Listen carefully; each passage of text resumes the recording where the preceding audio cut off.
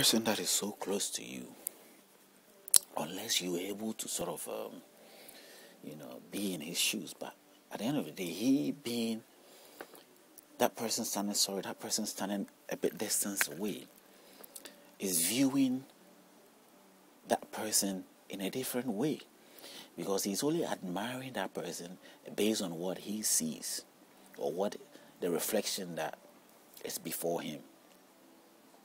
And it could be intentional or non-intentional. It could be in a situation where the person is reflecting that way because he intentionally wants to reflect that way for that person to admire him or her, as we see in televisions and all that. There are intentional actions that are being done by these people.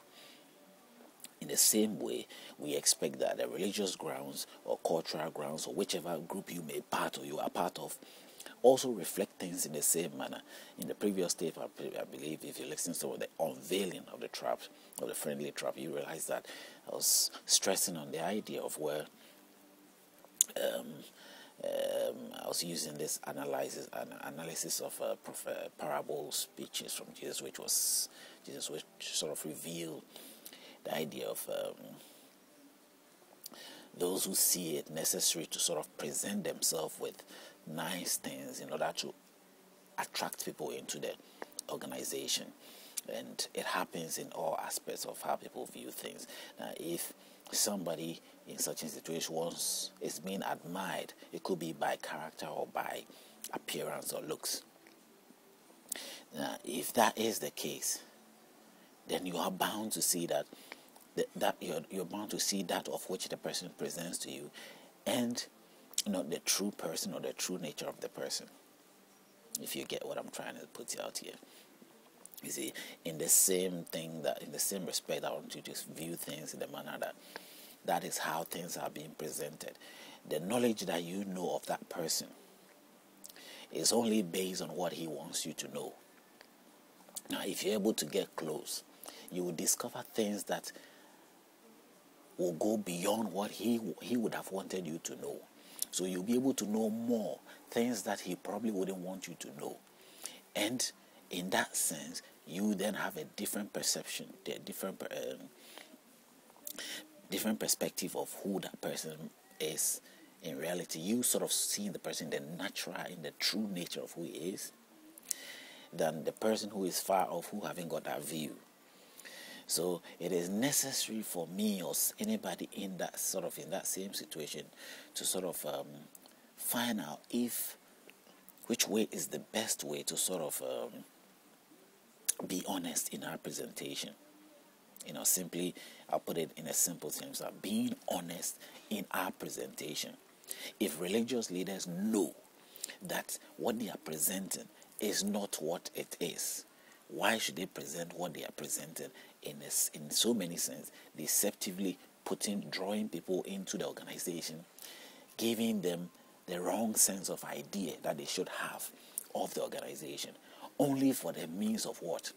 Gaining, preserving something which is not necessarily a fact or true, is so unnecessary. It is a fallacy. It is a wrong idea. It is a wrong approach to life, and that is what is generating these problems.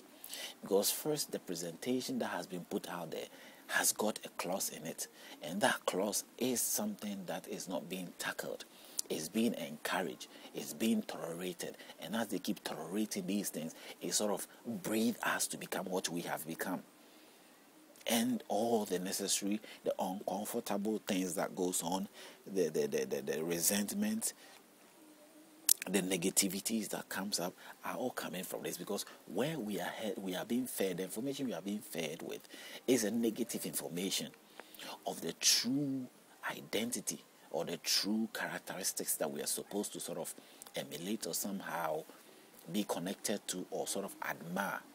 Now, if I see the true nature of the organization or that person, maybe I might not admire that person. Maybe I might.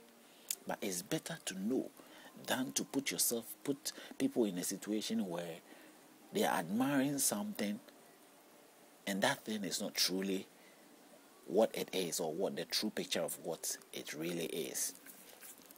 If you get a picture of what I'm trying to say here.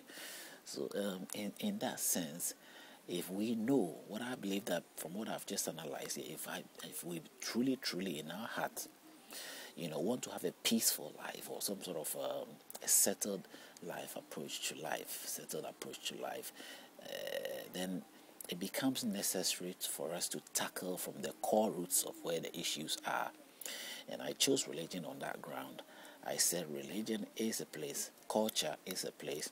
These are places we have been developed and we have been brought about to sort of know the things we know, become what we have become. We tolerate these things for that reason.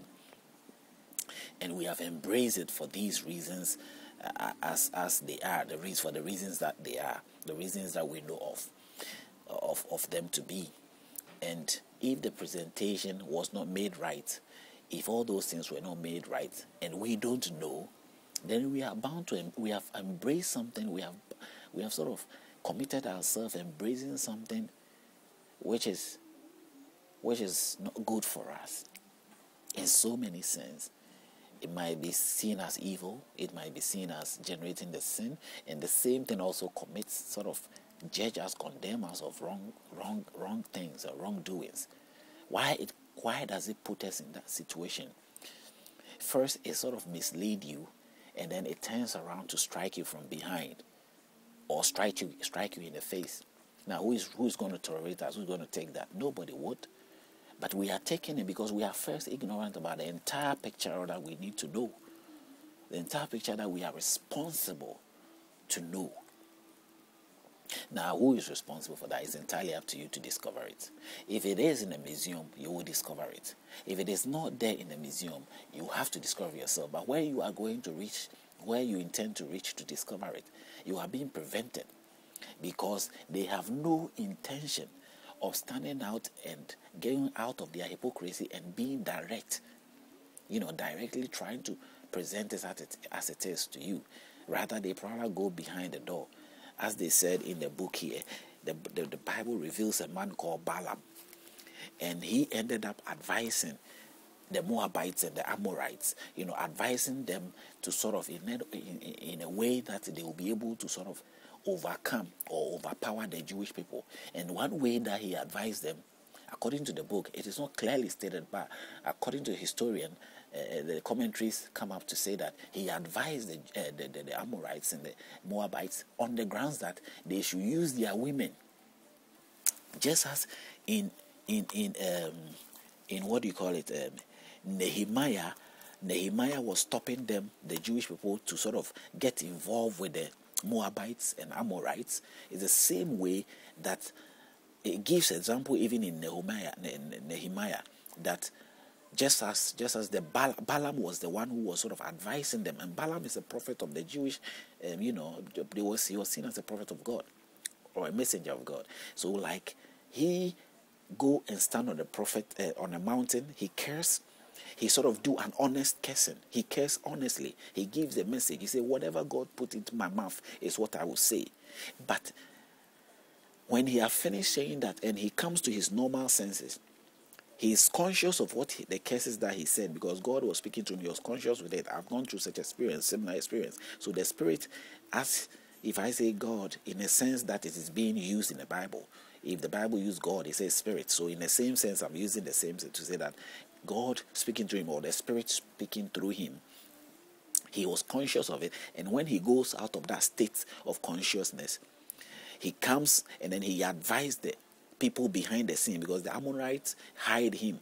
They hired him for that reason, to curse the Jews. And when he tried to curse them, he does the cursing all right, as God will ask him to do. And then he goes back and gives another advice to them, how to sort of work against the curse, or sort of work against the Jewish people, so that they will not be able to sort of overcome them or overpower them. If you get what I'm trying to say here. So the very person that they went to hire to curse the Jews, he will go there and bless the Jews. When he stand on the mountain, he will bless the Jews instead of cursing them, because definitely he's a messenger of Jehovah of the same Jews, or the Almighty God of the same Jews. So Jehovah will not make him curse the Jews. So he won't curse the Jews when he go there. But when he get there, what he does is that he blesses them.